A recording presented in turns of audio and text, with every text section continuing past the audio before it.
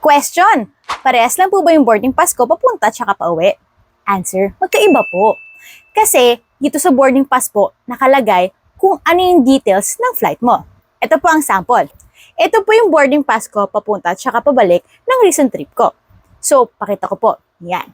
So, ang boarding pass kasi, nagalaman siya ng name, kung anong type mo, economy, business class, anong flight number, anong airlines, saan papunta, boarding time, anong gate, anong group, anong seat. So, yan po ang madalas na laman ng isang boarding pass. Kumbaga, ito yung entrance ticket mo para papasukin ka sa airplane at kung saan ka uupo. So, ayan yung pupunta ko. Ito naman po yung pauwi ko. Ganon din po yung laman niya. Dahil magkaiba po ang details ng papunta at saka ng pabalik mo, magkaibang boarding pass din po ibibigay. Parehas na ibibigay dun sa check-in counters or online check-in naman for domestic only. International, kailangan dumaan ka pa rin sa check-in counters. Kapag ang flight mo, connecting flight and same airlines lang, usually, dalawang boarding pass na ibibigay sa'yo.